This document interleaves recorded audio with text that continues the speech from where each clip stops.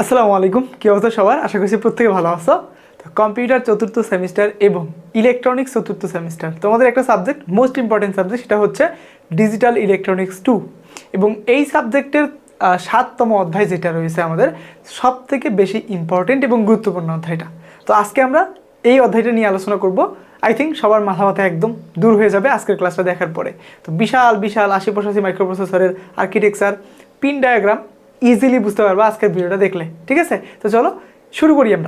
প্রথমে আমরা এই অধ্যায়ের কিছু বেসিক সম্পর্কে জানবো, মানে কিছু অতি সংক্ষিপ্ত দেখে তারপরে রচনামূলকগুলো সলভ করা শুরু করব। ঠিক আছে, তো চলো প্রথমে দেখো এইখানে কয়েকটা 5টার মতো অতি সংক্ষিপ্ত এখানে আছে, যেগুলো জানলে বা যেগুলো পড়লে তোমার ওই ব্লক ডায়াগ্রামগুলো সাজাইতে বা করতে তোমার সুবিধা হবে।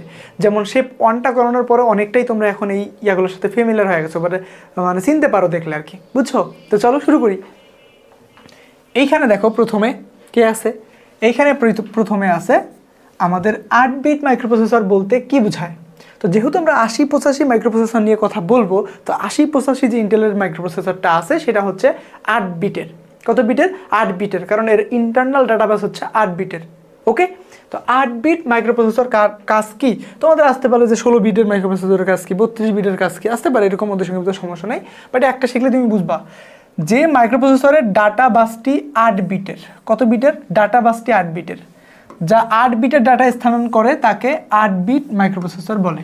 যেমন 80-85, কত? ইন্টেল 80-85, আর একটা মোটরোলার আছে এইটা। বাট আমরা কথা বলবো ইন্টেল এটা নিয়ে আর কি। ঠিক আছে,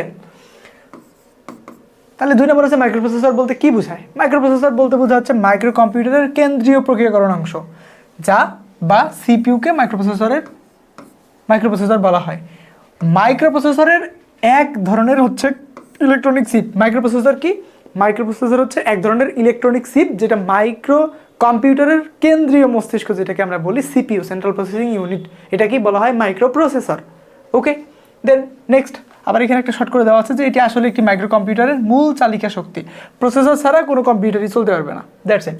ওকে, তারপর হচ্ছে স্ট্যাক পয়েন্টার। এগুলো আমাদেরকে জানতে হবে, কারণ এগুলো আমাদের ওই চিত্রের মধ্যে আছে। সো এগুলোর কাজ কি এখন থেকে যদি জানো, ওইখানে যা সুবিধা হবে। ওকে, স্ট্যাক পয়েন্টার দেখো, এটি মাইক্রোপ্রসেসরের একটি রেজিস্টার। স্ট্যাক পয়েন্টার কি? স্ট্যাক পয়েন্টার মাইক্রোপ্রসেসরের একটা রেজিস্টার। আর রেজিস্টারের কাজ কি? সাময়িকভাবে ডাটা স্টোর করা। কি করা? সাময়িক সময়ের জন্য ডাটা স্টোর করা হচ্ছে রেজিস্টারের কাজ। ওকে, তো রেজিস্টার বিভিন্ন প্রকার হয়ে থাকে, ওগুলো পরে কথা বলবো। দেখো, যার মাধ্যমে মেমোরির একটা অংশ অর্থাৎ স্ট্যাকে সংরক্ষিত সর্বশেষ ডাটার অ্যাড্রেসকে সংরক্ষণ করা হয়, আর ইহাকেই বলা হয় স্ট্যাক পয়েন্টার। ওকে, দেন নেক্সট আসো রেজিস্টারের কাজ লেখো। রেজিস্টার বিষয়টা আসলে কি? এইটা দেখো, রেজিস্টার মূলত সাময়িকভাবে তথ্য জমা রাখার কাজে ব্যবহার করা হয়। কি করা হয়? রেজিস্টার মূলত সাময়িক তথ্য, মানে খুব অল্প সময়ের জন্য কিছু তথ্য জমা রাখার জন্য এইসব রেজিস্টার ব্যবহার করা হয় আর কি। ওকে, যেমন প্রোগ্রাম কাউন্টিং, ইনস্ট্রাকশন কোড, তারপরে সাময়িক জমা রাখা, তারপরে আলু এর অপারেশনের সময় ডাটা ধরে রাখা ইত্যাদি, এইগুলোই হচ্ছে মূলত একটা রেজিস্টারের কাজ। কার কাজ? একটা রেজিস্টার। ওকে, দেন আরেকটা প্রশ্ন আছে এখানে, এএলই। এএলই হচ্ছে অ্যাড্রেস লেস এনাবল। কি বলতো? Address less enable. এইখানে দেখো, এই সিগন্যালটি মাল্টিপ্লেক্সড বাস থেকে অ্যাড্রেস এবং ডাটাকে আলাদা করতে ব্যবহৃত হয়। অ্যাড্রেস এবং ডাটাকে আলাদা করতে ব্যবহৃত হয়। আমরা জানি আমাদের পিন আছে কয়টা? AD0 থেকে AD7 পর্যন্ত 8টা পিন আছে, তাই না? এই 8টা পিন একই সাথে ডাটা এবং অ্যাড্রেস দুইজনেই উভয় বহন করে। এটা একটা মাল্টিপ্লেক্সড লাইন। কি বলতো? মাল্টিপ্লেক্স। এখানে কি আছে? ডাটা এবং অ্যাড্রেস উভয় আছে। এই অ্যাড্রেসলেস এনাবল কি করে? এদেরকে পৃথক করতে ব্যবহার করা হয়ে থাকে। বুঝতে পারছো? এলি তো এগুলো কিন্তু আমাদের ওই পিন ডায়াগ্রামে আছে, তখন কিন্তু কাজে লাগবে। ইনস্ট্রাকশন রেজিস্টারের কাজ কি? ইনস্ট্রাকশন মানে হলো নির্দেশনা। যে রেজিস্টার কম্পিউটারের বা মাইক্রোপ্রসেসরের নির্দেশনাগুলো কী করে নিজের ভিতরে জমা রাখে, ওদেরকে ইনস্ট্রাকশন রেজিস্টার বলা হয় সোজা ভাষায়। দেখো, 80-85 মাইক্রোপ্রসেসরের ইনস্ট্রাকশন রেজিস্টার মেমোরি লোকেশন হতে অ্যাড্রেসকৃত ইনস্ট্রাকশন সমূহের অপারেশন কোডকে জমা রাখে এবং তার টাইমিং এবং কন্ট্রোল ইউনিটে পাঠায়। এটা হচ্ছে তোমার 80-85 মাইক্রোপ্রসেসরের ইনস্ট্রাকশন রেজিস্টারের কাজ। ওকে, তারপরে আলু, এটার সাথে সবাই পরিচিত, অ্যারিথমেটিক লজিক ইউনিট। এটাকে বলা হয় মাইক্রোপ্রসেসরের ক্যালকুলেটর।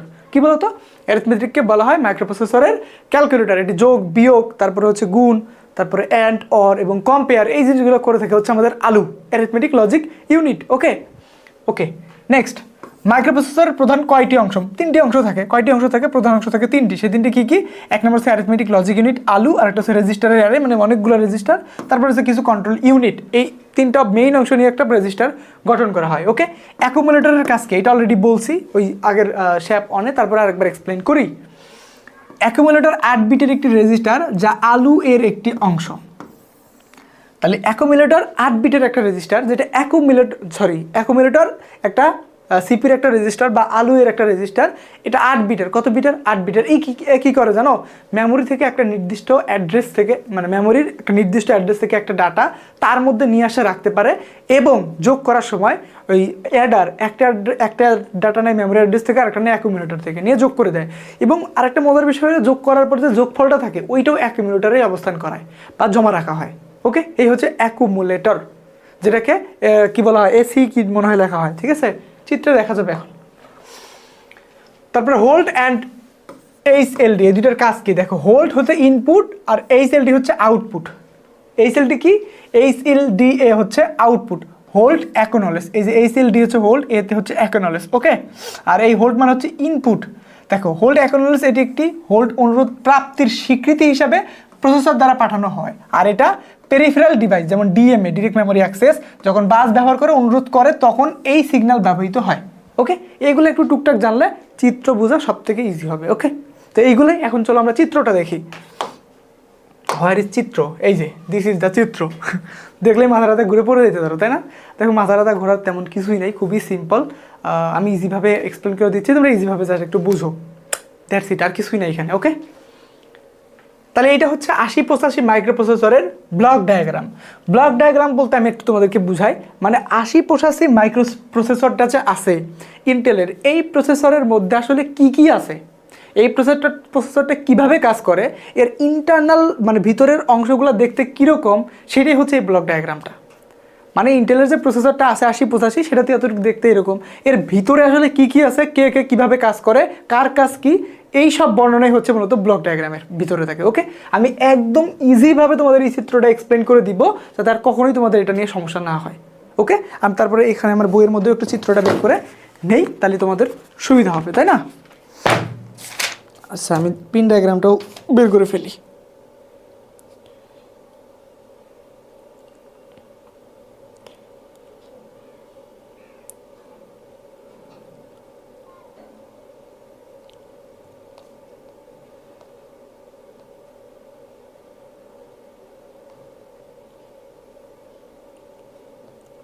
আচ্ছা, এইটা তো রেডি। এই হচ্ছে তো 8085 মাইক্রোপ্রসেসরের ব্লক ডায়াগ্রাম। তাহলে আমরা এইখান থেকে শুরু করব, এখান থেকে শেষ করব। ওকে, প্রথমে আমরা এইখান থেকে শুরু করি। প্রথমে দেখতে পাচ্ছি আমরা অ্যাকুমুলেটর। কি বলতো, প্রথমেই আমরা কি দেখলাম? অ্যাকুমুলেটর। এই অ্যাকুমুলেটরের কাজ আমরা অলরেডি পড়ে আসছে। সে কি করে? সে সাময়িক সময়ের জন্য মেমোরি অ্যাড্রেস থেকে একটা নির্দিষ্ট ডাটা নিজের মধ্যে জমা করে, ওই ডাটাটা কি করতে পারে, আরেকটা ডাটা নিয়ে তার সাথে যোগ করতে পারে, তার ডাটাটার সাথে, এবং আউটপুটে যে ডাটাটা যাবে, মানে এই আলু এর কাজ দেখো, আলুর সাথে কিন্তু লাগানো আছে এই আলু এর রেজিস্টারকে অ্যাকুমুলেটর কিন্তু আলু এর একটা রেজিস্টার, বললাম একটু আগেই। কী করে? 8 বিট ডাটা পর্যন্ত জমা রাখতে পারবে তার নিজের মধ্যে, তাই না? এই আলু এর আউটপুটটাও এই অ্যাকুমুলেটরের মধ্যেই জমা থাকে, ঠিক আছে? মানে এই আলু এর কাজ শেষে, অ্যারিথমেটিক লজিক ইউনিটের কাজ শেষে যে আউটপুটটা থাকে, সেটাও এই অ্যাকুমুলেটরের মধ্যেই জমা থাকে। ওকে, অ্যাকুমুলেটর থেকে কিন্তু শুরু করতেছি আমরা। তাহলে আমরা এই কয়টাকে একটা ভাগ করি, এই কয়টাকে একটা ভাগ করি। আচ্ছা, প্রথমে এই দুইটা বাদ থাকে, এই দুটো আমরা সবার পরে বুঝবো। মাঝখানে দেখো এই যে একটা পাইপ আছে, এটাকে 8 বিট ইন্টারনাল ডাটা বাস। কি বলো? 8 বিট ইন্টারনাল ডাটা বাস। এই চিত্রটার এইখানে কি দেখা যাচ্ছে? দেখা যাচ্ছে না, তার মানে একটু ইয়া করতে হবে, আমি একটু ইয়া করে দিয়ে আসি।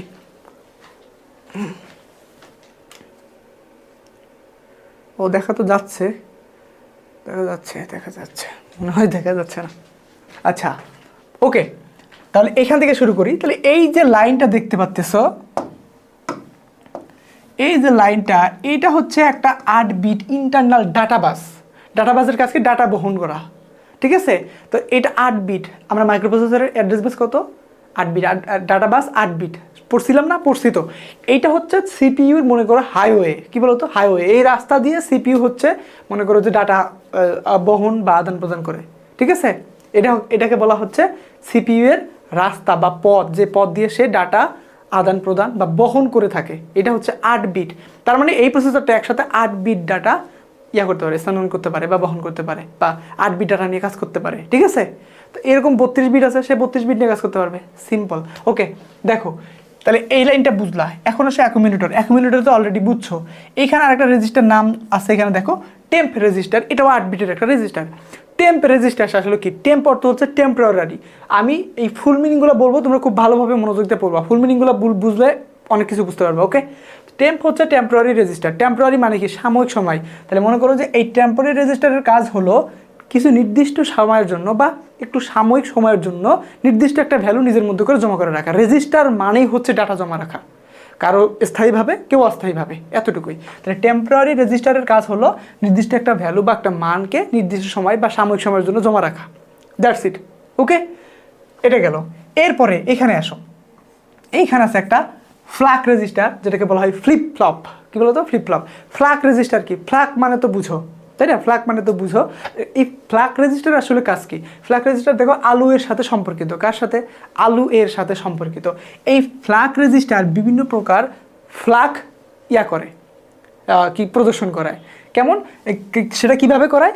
এই যে আলু আছে, অ্যারিথমেটিক লজিক ইউনিট, এটা একটা 8 বিটের তো এই আলু যেটা আছে আমাদের, এই আলুটা কাজ শেষে তার অপারেশন কীরকম হইলো এইটা ডিফাইন করে বা এইটা দেখায় হচ্ছে এই ফ্ল্যাগ এর মাধ্যমে। কার মাধ্যমে? ফ্ল্যাগ। এই ফ্ল্যাগের বেশ কয়েকটা সাইন বা সিগন্যাল আছে। ফ্ল্যাগের কয়টা? বেশ কয়েকটা, টোটাল 5টা আছে মনে করো। কয়টা আছে? 5টা। সেই 5টা আমরা একটু দেখি। ফ্ল্যাগের তোমার আছে মনে করো যে সাইন আছে, সাইন এটাকে এস দ্বারা প্রকাশ করা হয়। ওকে, তারপরে 2 আছে মনে করো 0, এটাকে জেড দ্বারা প্রকাশ করা হয়। ওকে, 3 নাম্বারে হচ্ছে আমাদের প্যারিটি আছে, এটাকে অবশ্যই পি দ্বারা প্রকাশ করা হবে, এটা বুঝতে পারতেছো। 4 নাম্বারে আমাদের আছে অক্সিলারি ক্যারি, এটাকে এসি দ্বারা প্রকাশ করা হয়। 5 নাম্বারে আছে শুধু ক্যারি, এটা এ ওয়াই দ্বারা প্রকাশ করা হয়। কি দ্বারা? এটাকে এ এবং ওয়াই দ্বারা প্রকাশ করা হয়। তো এই 5টা সিগন্যাল সেট করতে পারে আলু এর অপারেশনের উপরে ভিত্তি করে, সেটাই হচ্ছে ফ্ল্যাগ রেজিস্টার। ওকে, তাহলে এই পর্যন্ত গেল। এটা অ্যাকুমুলেটর গেল, ফ্ল্যাগ গেল, আলু বুঝলা। ওকে, তাহলে এই ব্লকের কাজ শেষ। এখন আসে এই ব্লকে। কোন ব্লকে? এই ব্লকে। এই ব্লকে প্রথমে দেখো এখানে একটা রেজিস্টার আছে, ইনস্ট্রাকশন রেজিস্টার। এটা কার রেজিস্টার? 8085 মাইক্রোপ্রসেসরের একটা রেজিস্টার। এটার কাজ একটু আগে আমি পড়ে শোনাইলাম, তাই না? তো ইনস্ট্রাকশন মানে হচ্ছে নির্দেশনা। বর্তমানে সিপিইউতে চলিত কমান্ড এই ইনস্ট্রাকশন রেজিস্টারের মধ্যে জমা হয়, বোঝা যাচ্ছে? এরপরে আসো এই যে instruction decoder and machine cycle encoding. Machine cycle তো বুঝছো এর আগেই, শেপ অনে। এখন ইনস্ট্রাকশন ডিকোডার, এই ইনস্ট্রাকশনগুলোকে ডিকোড করে এবং সিপিইউকে বলে দেয় তোমাকে এখন কোন কাজ করতে হবে। তাহলে আমরা এখানে যে একটা ব্লক আছে, instruction decoder and machine cycle encoding. Machine সাইকেলের তো কাজ জানো অলরেডি। এই ইনস্ট্রাকশন ডিকোডার, এখানে ইনস্ট্রাকশন আছে মানে সিপিইউ এরপরে কি কাজ করবে, কার কোন ইয়ার কাজ করবে সেটা নির্ধারণ করে, ঠিক আছে? মানে ইনস্ট্রাকশনগুলোকে এই ব্লকটা বা এই ইউনিটটা প্রথমে ইনস্ট্রাকশনগুলোকে ডিকোড করে, মানে বোঝে, পরে আবার সিপিইউকে বলে কোনটা করতে হবে, কোন অপারেশনটা সম্পন্ন করতে হবে, কোনটা করতে হবে না, এইটা। ওকে, এটা হচ্ছে আমাদের instruction decoder and machine cycle encoding গেল, এই ব্লকের কাজ গেল।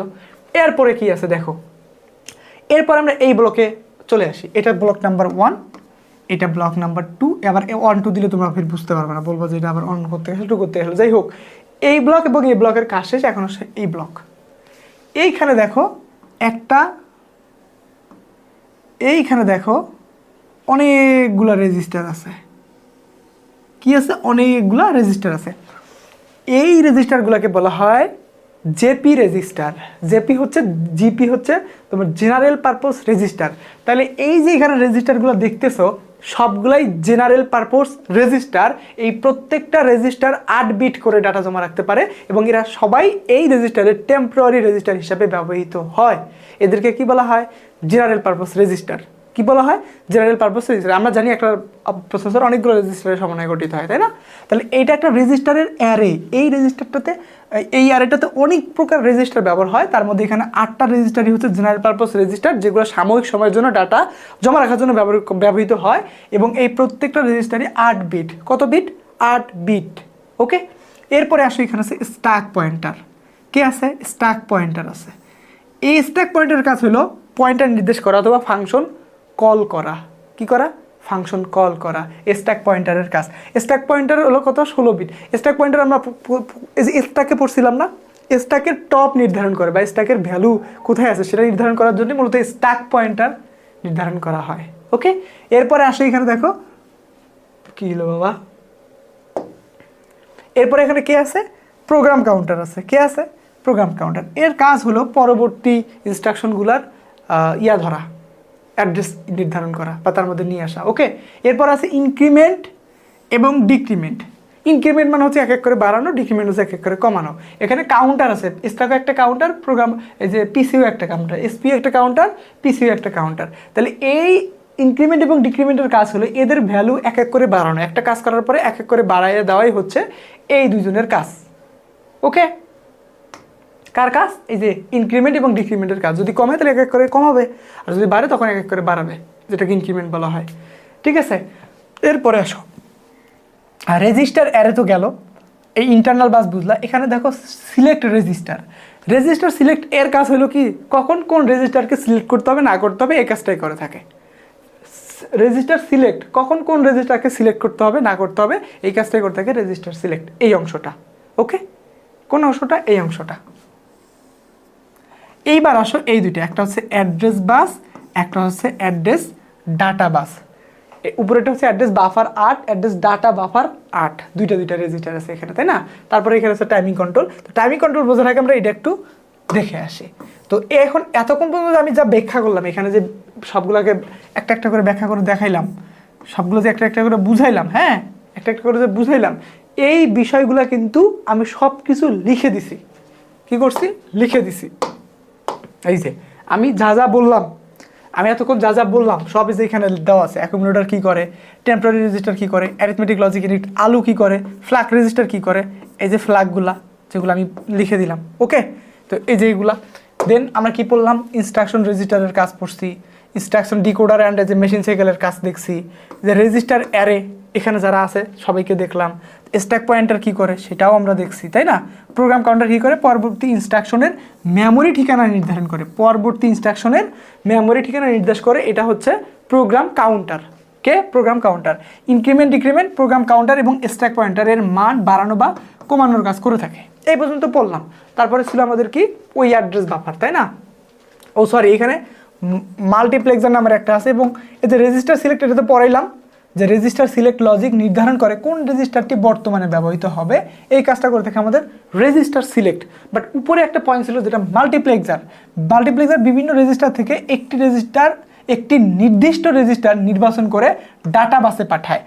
আমরা ওইটা একটু দেখি। এই যে মাল্টিপ্লেক্সার, এই বিভিন্ন রেজিস্টার থেকে যে কোনো একটা রেজিস্টার সিলেক্ট করে কোথায় পাঠায়?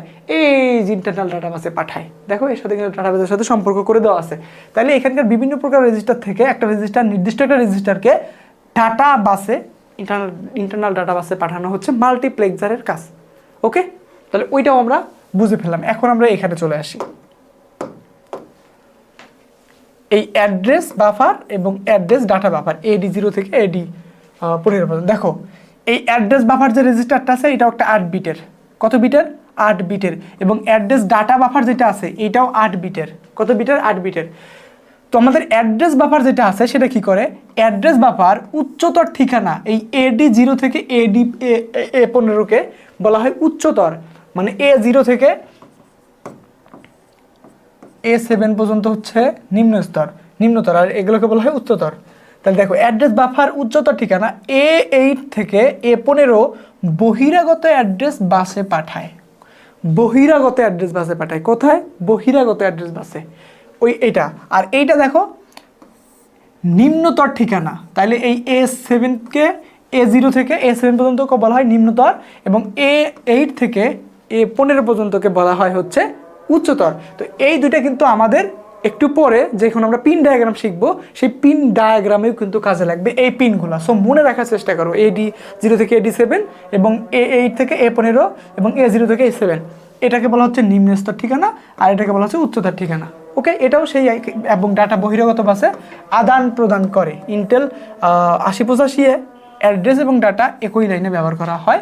এটা তো আমরা ওই যে ALE যখন পড়লাম তখনই বুঝতে পারছি, অ্যাড্রেস এনাবেল বাস আর অ্যাড্রেস লেস এনাবেল। ওকে, তো ওইটা গেল। এই যে ইন্টারনাল ডাটা বাস, এটা তো সবার আগে পড়লাম আমরা, যাই হোক। এরপরে আছে ইন্টারাপ্ট কন্ট্রোল ইউনিট। কি আছে? Interrupt control unit. এইখানে আগে বুঝি, তারপর আমরা ওইখানে যে এক্সপ্লেন করি। দেখো, ইন্টারাপ্ট বলতে আমি তোমাদেরকে একটু কাজ আগে বুঝাই নাই। ইন্টারাপ্ট বলতে কি বুঝাই জানো? ইন্টারাপ্ট বলতে বোঝায় হচ্ছে জোরপূর্বক বন্ধ করা। কি বলতো? জোরপূর্বক বন্ধ করা। তো একটা মাইক্রোপ্রসেসরে ইন্টারাপ্ট কন্ট্রোলারের অনেক বড় ভূমিকা থাকে। কি থাকে? অনেক বড় ভূমিকা থাকে। কেন? কারণ এই আমাদের যে আছে, কি ইন্টারাপ্ট কন্ট্রোলার আছে, এ আমাদের মাইক্রোপ্রসেসরকে কখন কোন কি বলা হয়, কোন প্রোগ্রাম চালু রাখতে হবে, কোন প্রোগ্রাম বন্ধ করতে হবে, প্রায়োরিটির ভিত্তিতে এই ইন্টারাপ্ট কন্ট্রোলিং নির্দেশ করে থাকে। বুঝছো? চলো আমরা একটু এখানে দেখি কি বলে। দেখো, control unit, interrupt control unit বিভিন্ন ইন্টারাপ্ট সিগন্যাল গ্রহণ করে। ইন্টারাপ্টের সিগন্যালগুলো সে এই ইন্টারাপ্ট কন্ট্রোল গ্রহণ করে। 8085 এ ব্যবহৃত ইন্টারাপ্টগুলো হলো INTR, এগুলোর আমি ফুল মিনিং বলে দিব, RST 5.5, RST 6.5 এবং RST 7.5, এবং আরেকটা আছে ট্র্যাপ, যেটা সর্বোচ্চ প্রায়োরিটি। এই ইউনিট ইন্টারাপ্টের প্রায়োরিটি এবং এক্সিকিউশন নিয়ন্ত্রণ করে থাকে। এটা হচ্ছে ইন্টারাপ্ট কন্ট্রোল ইউনিটের কাজ। আমি এগুলো একটু পরে ব্যাখ্যা করে দিচ্ছি। ওকে, তারপর দেখো ওই তার পাশে আর একটা জিনিস আছে, সিরিয়াল আইও কন্ট্রোল। কি বলতো? সিরিয়াল আইও কন্ট্রোল মানে সিরিয়াল ইনপুট আউটপুট নিয়ন্ত্রণ। ওকে, এখানে কি বলা আছে দেখো, সিরিয়াল আইও কন্ট্রোল ইউনিট সিরিয়াল ডাটা আদান প্রদান নিয়ন্ত্রণ করে। SID হচ্ছে সিরিয়াল ইনপুট ডাটা, আর SOID হচ্ছে সিরিয়াল আউটপুট ডাটা। পিনের মাধ্যমে কাজ করে। ওকে, এখন আমরা পিনগুলো একটু দেখি। এই যে এতক্ষণ যে বললাম, প্রথমটা হচ্ছে এটা হচ্ছে ইন্টারাপ্ট কন্ট্রোলার। কি বলতো? Interrupt controller. এর কাজগুলো তো বললাম কি কি। এইখানে দেখো কয়েকটা পিন আছে, INTRA। এগুলোর ফুল মিনিং হচ্ছে, আমি তোমাকে বলে দিই। INTR হচ্ছে ইন্টারাপ্ট রিকোয়েস্ট। কি বলতো? ইন্টারাপ্ট রিকোয়েস্ট হচ্ছে INTR, আর INTA এটা হচ্ছে ইন্টারাপ্ট অ্যাকনলেজমেন্ট। INTR হচ্ছে তোমার ইন্টারাপ্ট রিকোয়েস্ট, আর INTA হচ্ছে তোমার ইন্টারাপ্ট অ্যাকনলেজমেন্ট। ওকে, তারপর RST 5.5 মানে রিস্টার্ট 5.5, তারপর রিস্টার্ট 6.6, রিস্টার্ট 7.5। ওকে, আর এইখানে একটা সম্পূর্ণ আলাদা পিন, যার নাম হচ্ছে ট্র্যাপ, TRAP। এটা কিন্তু ট্র্যাপ বা ফাত না, আসলে ট্র্যাপ হচ্ছে technical restart and priority. Trap কি? Technical restart and priority. এইটার ইন্টারাপ্ট কন্ট্রোলের মানে এই পিনের প্রায়োরিটি সর্বোচ্চ বেশি, সব থেকে বেশি। মানে এই সিগন্যাল যদি এনাবল হয়, তার মানে সব বন্ধ করে এই সিগন্যালে যে সিগন্যালটা আসবে ওইটাকে সে কী করতে বলবে জানো? এক্সিকিউশন করতে বলবে। ইন্টারাপ্ট কন্ট্রোল কী করে? এই যে কোনো প্রোগ্রাম যদি ইমার্জেন্সিভাবে ইন্টারাপ্ট মানে বন্ধ করার প্রয়োজন পড়ে প্রায়োরিটির ভিত্তিতে, তাহলে ওইটা বন্ধ করে দেয়, এবং যে সিগন্যালটা আসলো সেই সিগন্যালটা এক্সিকিউশন করায় বা অপারেশনটা চালু করায়। এবং অপারেশন শেষে যে প্রোগ্রামটা বাদ রেখে আসছিল, মানে বন্ধ করা, মানে একটা তো চলতেছিল না, ওইটাকে বন্ধ করে রাখে, আরেকটা চালাচ্ছিল, তাহলে যেটাকে বন্ধ করে রাখে আসলো আবার ওইটার কাছে যায় চালানোর জন্য। ওকে, এই হচ্ছে তোমার ইন্টারাপ্ট কন্ট্রোলের অংশের কাজ। ওকে, আরেকটা যেটা দেখবা SID SOD, তাহলে দুইটা পিন। এটা হচ্ছে সিরিয়াল ইন ডাটা, এটা হচ্ছে সিরিয়াল আউট ডাটা। ওকে, তাহলে ওই দুইটাও গেল। এখন উপরের অংশের কাজ শেষ, এই অংশেরও কাজ শেষ। এখন অংশ আছে একটাই বাকি, সেটাই হচ্ছে আমাদের এই অংশটুকু, যেটা হইলো একটা CPU এর সব থেকে মেজর ইম্পর্টেন্ট বিষয়, সেটা হচ্ছে টাইম অ্যান্ড কন্ট্রোল। সময় এবং নিয়ন্ত্রণ একসাথে থাকে এটার মধ্যে। দেখো, পাওয়ার এবং সাপ্লাই। পাওয়ার সাপ্লাই আমাদের প্রসেসরের কত? 5 ভোল্ট, এবং আরেকটা পিন থেকে গ্রাউন্ড পিন। এটা আমরা পিন ডায়াগ্রামে আরও ভালো করে বুঝবো, এটা আপাতত বাদ দাও। পাওয়ার সাপ্লাই মানে হচ্ছে এখানে পাওয়ার দেওয়া, 5 ভোল্ট একটা পাওয়ার দেওয়া। ওকে, আপাতত এইটুক থাকো। এইটাতে আসো, এই যে এইটাতে S1 S2, S1 হচ্ছে স্ট্যাটাস 1, S2 হচ্ছে স্ট্যাটাস 2। এই দুইটা পিনকে বলা হয় স্ট্যাটাস পিন। কি বলা হয়? Status pin. এগুলোর বর্ণনাও আছে। ক্লক জেন মানে হচ্ছে ক্লক জেনারেটর। এই অংশ, এই পিন দুইটা হইলো কি করে বলতো? ক্লক জেনারেট করে। কি করে? ক্লক জেনারেট করে। এরপরে এখানে আছে কন্ট্রোল পিন। কন্ট্রোল পিনগুলো কি কি? Read write. রিড রাইট মানে কি? ওই যে মেমোরিতে রিড রাইট করছিল না, লেখা এবং পড়া, এই দুইটা পিন হচ্ছে সেই পিন, দুইটা পিন। ওকে, এইখানে আর একটা দেখা আছে যে ক্লক আউট। ক্লক আউট মানে কি জানো? অন্য একটা ডিভাইসে এই ক্লকের করা, মানে ক্লক জেনারেট করা। ঠিক আছে, ব্যাখ্যাগুলো পড়লে বুঝতে পারবা। আর একটা এখানে পিন আছে রেডি পিন। কি পিন? রেডি। তারপরে এইখানে দেখা একটা পিন আছে ALE, ওই যে অ্যাড্রেসলেস এনাবেল। ওকে, তারপরে আবার এখানে S0 S1। আর এখানে একটা পিন আছে কি? IOM, ইনপুট আউটপুট ও মেমোরি। ইনপুট আউটপুট অথবা মেমোরি হচ্ছে IOM। ওকে, তারপরে এই যেখানে একটা পিন আছে HLDA, হোল্ড অ্যাকনোলেজমেন্ট, যেটা আউটপুট হিসেবে কাজ করে। আর এটা কি ছিল? হোল্ড। কি ছিল? হোল্ড। এই হচ্ছে সেই হোল্ড যেটা ইনপুট হিসেবে কাজ করে। ওকে, রিসেট ইন মানে এইটার ভিতরে রিসেট করা, এই রিসেট পিনের কাছে আরেকটা রিসেট আউট মানে কি? বহিরাগত কোনো ইয়াকে রিসেট করা। এটার ব্যাখ্যাটা যদি একটু দেখাই দিই আমি তোমাদের পড়ে। আছে কি এটা? আই থিঙ্ক থাকার কথা। এই তো টাইমিং কন্ট্রোল আছে এখানে। ওকে, দেখো টাইমিং কন্ট্রোল ইউনিটের কাজ দেখো। টাইমিং অ্যান্ড কন্ট্রোল ইউনিট সম্পূর্ণ মাইক্রোপ্রসেসরের কাজ সমন্বয় করে। সম্পূর্ণ মাইক্রোপ্রসেসরের কাজ কি করে? সমন্বয় করে। দেখো এটি আরডি। আরডি মানে রিড, আরআই মানে রাইট, এলই হচ্ছে তোমার অ্যাড্রেসলেস এনাবল, IOM হচ্ছে ইনপুট আউটপুট মেমোরি, এস হচ্ছে স্ট্যাটাস 0 স্ট্যাটাস 1 রেডি, হোল্ড এবং রিসেট সিগন্যাল তৈরি করে। সিপিইউকে কখন কি কাজ করবে তা এই ইউনিট নির্ধারণ করে দেয়। একটা সিপিইউ কখন কি কাজ করবে এই জিনিসটা নির্ধারণ করে দেয় আমাদের কন্ট্রোল ইউনিট। ওকে, তারপরে 16 নাম্বার যেটা পিন ছিল ক্লক জেনারেটর। ক্লক জেনারেটর প্রয়োজনীয় ক্লক সিগন্যাল তৈরি করে, আর এই ক্লক সিগন্যালের উপর ভিত্তি করে সিপিইউ এর সব কাজ সঠিকভাবে সমন্বয় হয়। ওকে, দেন পাওয়ার সাপ্লাই। পাওয়ার সাপ্লাই তো বুঝোই, এটা নিয়ে আর কিছু বলার নাই আমার। ওকে, তো মেইন হচ্ছে চিত্রটা কিভাবে আঁকবা সেটা আমি দেখাই দিই।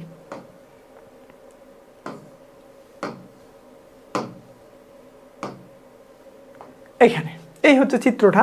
দেখে ভয় পাওয়ার কিছু নেই, যদি তুমি সিস্টেমগুলো বুঝো তাহলে তোমার কাছে ইজি। আর এইটা বুঝলে তোমার পিন ডায়াগ্রামটা আরও ইজি। ওকে, প্রথমে এই যে ইন্টারাপ্ট কন্ট্রোল লিখবা, সিরিয়াল আইও লিখবা। মনে রাখবা এরা ডেটা বাস এবং ওদের দুজনের মধ্যেই কমিউনিকেশন করতে পারে। এদেরকে বলা হয় বাই ডিরেকশনাল, মানে উভয়মুখী।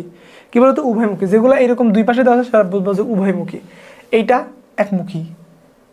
কি মুখী? এটাও তোমার বাই ডিরেকশনাল। অ্যাকুমুলেটরের একটা বাই ডিরেকশনাল রেজিস্টার। ওকে, তো এটা আঁকলা। তারপরে ইন্টারনাল বাসটা আঁকলা 8 বিটের। তারপরে এখানে একটা অ্যাকুমুলেটর, রেজিস্টার, এখানে একটা ফ্ল্যাগ এবং আলু, এই একটা ইউনিট নিলা। আবার এটা ভাগ করে নিলা যে এখানে একটা ইনস্ট্রাকশন রেজিস্টার আছে, তাহলে ইনস্ট্রাকশন রেজিস্টারের নিচে হবে instruction decoder and machine cycle decoder, encoding. Okay, এটা গেল। তারপরে এখানে একটা অ্যারে বানাবা। কিসের অ্যারে? Register array. এখানে 8টা জেনারেল পারপাস রেজিস্টার এবং একটা স্ট্যাক পয়েন্টার এবং একটা প্রোগ্রাম কাউন্টার আছে, এবং এর নিচে কী আছে? Increment decrement. ঠিক আছে, এই হচ্ছে ইনক্রিমেন্ট ডিক্রিমেন্ট। তাহলে এইটার নিচে আছে আমাদের অ্যাড্রেস বাফার এবং অ্যাড্রেস ডাটা বাফার। তাহলে এই পর্যন্ত কাজ শেষ। আসবা এখন এই হচ্ছে টাইমিং কন্ট্রোলে। টাইমিং কন্ট্রোলে জাস্ট পিনগুলোর কথা মনে রাখবা, এই পিনগুলোর কথা মনে রাখবা, তাই হবে। পিনগুলো ইম্পর্টেন্ট। টাইমিং কন্ট্রোল তো খুব বেশি একটা ঝামেলা নাই, বাট এই পিনগুলা বেশি ইম্পর্টেন্ট, যেটা তোমার পিন ডায়াগ্রামেও কাজে লাগবে। ওকে, পিন ডায়াগ্রামটা একটু দেখাই এখন। এই হচ্ছে আমাদের পিন ডায়াগ্রাম। 8085 মাইক্রোপ্রসেসরের পিন ডায়াগ্রাম। বলো না 8085 মাইক্রোপ্রসেসরের পিন ডায়াগ্রাম অঙ্কন করে ব্যাখ্যা করো। তোমাদের এইটুক দিতে হবে না, শুধু এই যে এইটা দিবা, এরকম করে আঁকবা। আর 1 থেকে 40 পর্যন্ত লিখবা। 1 থেকে 20, আবার 21 এখান থেকে শুরু করবা। 21 আবার এখান থেকে শুরু করে না, 21 শুরু করবা এখান থেকে। এইভাবে 40টা, একটা মাইক্রোপ্রসেসরে 40টা পিন থাকে। কয়টা? 40টা পিন থাকে। এই 40টা পিনের এক এক পিনের এক এক রকম কাজ থাকে। ওকে, তো এখানকার ম্যাক্সিমাম পিনই তোমরা চিনবে এখন। ওকে, যেমন আমি যদি দেখাই, এই যে এইখান থেকে এই পিনগুলা কি পিন এখন বলতে পারবা না বলো তো? এগুলো হচ্ছে ইন্টারাপ্ট পিন। কী বলো তো? ইন্টারাপ্ট কন্ট্রোলিংয়ের জন্য এই পিনগুলো কাজ করে। তারপরে সিরিয়াল আইও এবং সিরিয়াল ইনপুট এবং সিরিয়াল আউটপুটের জন্য কোন? এসওডি এবং এসআইডি, এই পিনটা কাজ করে। একটু আগেই দেখলা সিম্পলভাবে। তারপরে এখানে আসলো কি? Reset out. এটা কি? এই পিনের কাজ কি ছিল? অন্য ডিভাইস রিসেট করা, আমাদের না। এই পিনের মাধ্যমে অন্য কী করা হয়? রিসেট রিকোয়েস্ট পাঠানো হয়। ওকে, ওটা গেল। তারপরে যে এখানে আসো,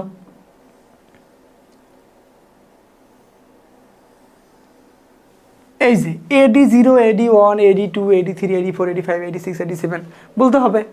এই পিনগুলোর কাজ কি? এরা হচ্ছে অ্যাড্রেস এবং ডাটা, অ্যাড্রেস এবং ডাটা, অ্যাড্রেস এবং ডাটা, অ্যাড্রেস এবং ডাটা। কয়টা পিন থাকে? AD0 থেকে AD7 পর্যন্ত থাকে, তাই না? একটু আগে তো দেখছো। তাহলে এই পিনগুলোকে মাল্টিপ্লেক্সারের মাধ্যমে কি করা হয়? ওই যে এখানে এদের কাছে একটা পিন, এদের জন্য একটা পিন বরাদ্দ থাকে, সেটার নাম কি বলো তো? ALE। কই গেল সেই ALE? এই যে ALE। এর কাজ কি? অ্যাড্রেসলেস এনাবল, মানে এদের মধ্যে ডাটা এবং অ্যাড্রেস মানে একই বাস দিয়ে বহন করা হয়, ওখান থেকে অ্যাড্রেসগুলোকে আলাদা করার জন্য ব্যবহার করা হয়। ওকে, এগুলো হচ্ছে এডি পিনের কাজ। তারপরে এখানে আসো ভিএসএস। ভিএসএস মানে আমি নিজেও জানি না এটা ভিএসএস আসলে কেন লিখছে। ভিসিসি শুধু জানি, ভিসিসি আচ্ছা এই যে ভিসিসি আছে, ভিসিসি হচ্ছে তোমার ভোল্টেজ ইনপুট দেওয়ার পিনটা। ওকে, ভিএসএস সম্পর্কে দেখি বইয়ে কি আছে, আমরা একটু পরে দেখবো এখন। তারপরে দেখো এই যে ওইখানে ইনপুট এবং আউটপুট দুইটা পিন ছিল না? একটা হচ্ছে হোল্ড, একটা হচ্ছে এইচএলডি এ, একটা হচ্ছে এইচএলডি মানে হোল্ড অ্যাকনোলেজমেন্ট, আর একটা ছিল হোল্ড। এটা দ্বারা আউটপুট বোঝায়, এটা দ্বারা ইনপুট, যেটা আমরা পড়ছিলাম ওইখানে আসে, তাই না? তারপরে এই যে ক্লক জেনারেট এবং ক্লক আউট একটা পিন ছিল। রিসেট ইন, এটাকে নিজেকে রিসেট পিন করা ছিল। আর একটা কি পিন ছিল? রেডি পিন ছিল। এই পিনগুলো কোথায় ছিল বলো তো? টাইমিং কন্ট্রোলে ছিল। কোথায়? টাইমিং কন্ট্রোল এইখানে ছিল। তারপরে দেখো এই যে IOM, এটাও টাইমিং কন্ট্রোলের একটা পিন।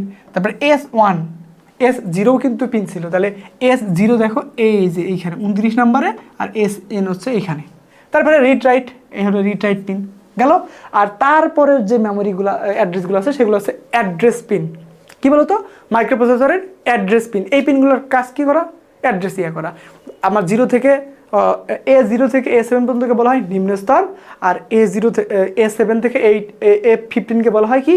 উচ্চ স্তর। একটু আগেই দেখছো এই সেই পিনগুলো হচ্ছে এইগুলা, পাইলা সব কিছু। এই হচ্ছে বিষয়। ওকে, তো এগুলোর শর্ট একটা ইয়াও দেওয়া আছে। তো এখানে 40টা পিন দেখে ভয় পাওয়ার কিছু নাই। জাস্ট তুমি যদি সিকোয়েন্স বোঝো এবং এই প্রথমে জাস্ট এইটা আঁকে এই ভিতরেগুলো লিখে নিবা, তারপরে পিনগুলো তুমি একটা একটা করে লিখবা, শেষ কাজ। তো সিম্পল, প্যারা নাও কেন। আর এখানে বর্ণনা দেওয়া আছে আসলে কোন পিনগুলো কী কাজ করে, কার কী কাজ না কাজ সেগুলো বর্ণনা করা আছে এখানে। ওকে, তো এটা না দিলেও হবে, তবে এটা মাস্ট বি দিতে হবে, দিয়ে ব্যাখ্যা করতে হবে। বইয়ে বিশাল বিশাল ব্যাখ্যা আছে, এটাকে আমি শর্ট করে এখানে লিখে দিছি। তো এখানে যা যা আছে ওগুলো তোমরা দিবা, তাই হবে। ওকে, এগুলো দিবা, তাই হবে। যে প্রথমে A8 থেকে A15 পর্যন্ত কাজ বলছে। তারপরে আমাদের মাল্টিপ্লেক্সারের কাজ, যে AD0 থেকে AD7 পর্যন্ত কাজ বলা আছে। তারপরে control and status signal ALE 30 number পিনে যেটা, এটার কাজ বলা আছে। তারপরে RD, তারপরে হচ্ছে যে WR, IOM, তো সবগুলো পিন এই যে এখানে কিন্তু আছে। এই যে তোমার কই গেল, এখানে আছে, এখানে RD, WR, IOM, রেডি। তো এইগুলো সব বর্ণনা কিন্তু এখানে করা আছে, জাস্ট তোমরা পড়ে নিবা। আমি যদিও বুঝাইছি, বুঝছো, তারপরে তোমরা নিজেরা একবার করে এখানগুলো পড়বা। কি করবা? পড়বা, ঠিক আছে? এই যে ইন্টারাপ্ট পিনগুলোর কাজ, এই দেখো ট্র্যাপ, সবথেকে উচ্চ প্রায়োরিটি ইন্টারাপ্ট, নন মাস্কেবল এটা। ওকে, তারপর RST5 maskable interrupt, second highest priority 7.5, তার মানে কি এটা থার্ড প্রায়োরিটি। তারপরে এটা হলো তারপরে প্রায়োরিটি হচ্ছে এইটা, এই যে RST 5.5। তারপরে INTR ইন্টারাপ্ট রিকোয়েস্ট, আর INTR কি হচ্ছে? ইন্টারাপ্ট অ্যাকনোলেজমেন্ট, তাই না?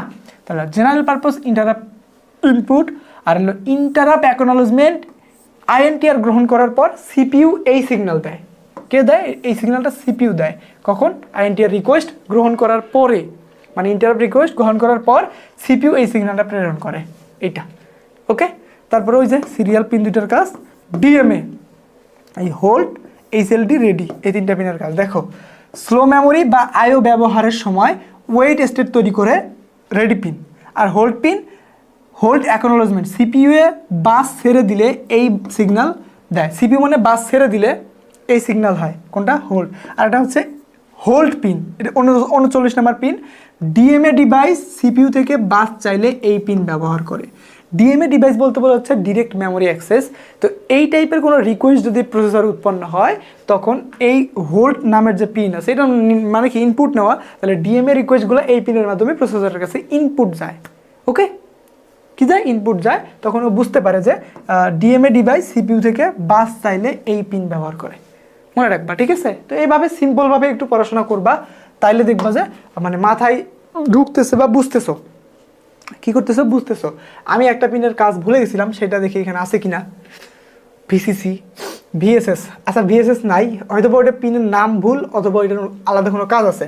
রিসেট ইন, এই পিন হাই করলে সিপিইউ রিসেট হয়, সিপিইউ রিসেট হলে আউট, যেটা সিপিইউ রিসেট হলে বাহিরের ডিভাইসগুলোকে রিসেট করার জন্য ব্যবহৃত হয়। রিসেট আউট সেরকমই একটা আছে কি ক্লক আউট, ওটা মানে কি বাহিরের ডিভাইসগুলোকে ক্লক আউট করার জন্য ব্যবহার করা হয়ে থাকে। ওকে, ক্লক সিগন্যাল, এইখানে দেখো X1 X2 এইটার দুইটার কাজ কি, ক্রিস্টাল অসিলেটর সংযোগের জন্য ব্যবহার করা হয়। ক্রিস্টাল অসিলেটর সংযোগ করার জন্য X1 X2 পিন দুইটা ব্যবহার করা হয়। ওকে, তারপরে আছে ক্লক আউট, এই যে ক্লক আউট পিনেরও কাজ দেওয়া আছে এখানে, বাহিরের ডিভাইসের জন্য ক্লক সিগন্যাল দেয়, এটা হচ্ছে ক্লক আউটের কাজ। আর রিসেট আউট বাহিরের ডিভাইসের জন্য রিসেট সিগন্যাল দেয়। That's it. ওকে, তারপরে পাওয়ার সাপ্লাই, এটা তো এই তো ভিএসএস পাইছি। ও আচ্ছা, ভিএসএস হচ্ছে গ্রাউন্ড পিন। হ্যাঁ, ওই যে থাকে না এরকম, এইটাকে বলা হয় জিএনডি। আচ্ছা, ওটা ভিএসএস না দিয়ে জিএনডি দিলেও তো হইতো। ওটা এটা হচ্ছে গ্রাউন্ড পিন। হ্যাঁ, মানে লাল, এটা হচ্ছে লাল তার, এটা হচ্ছে কালা তার, বুঝছো? বিসিসি কত 40 নম্বর পিন, 5 ভোল্ট পাওয়ার সাপ্লাই, তার মানে এই প্রসেসরে কত ভোল্ট পাওয়ার সাপ্লাই দিতে হয়? 5 ভোল্ট পাওয়ার সাপ্লাই দিতে হয়। ওকে, তো এই হচ্ছে আমাদের পিন ডায়াগ্রাম এবং আরেকটা কি আর্কিটেকচারের বর্ণনা। ওকে, তো আই থিঙ্ক এটা তোমরা খুব মোটামুটি ভালো করে বুঝতে পারছো। তো এটা বুঝলে তো খুবই ভালো, দুইটা প্রশ্ন কমন পাওয়ার মতো খুবই চান্স আছে এইবার। এবং এরপরে আমি নেক্সট ভিডিওতে তোমাদের হচ্ছে অ্যাসেম্বলি যে অধ্যায়টা আছে ওখানে ছোটো ছোটো দুটো প্রোগ্রাম আছে, তো ওই প্রোগ্রামগুলো একটা বুঝাই দিব। তো এই ভিডিওটা এই পর্যন্ত দেখতে থাকো, আমি সেই পর্যন্ত পরবর্তী ভিডিও নিয়ে আসি। সবাই ভালো থাকবা। আসসালামু আলাইকুম রহমতুল্লাহ অবরাকাতুহু।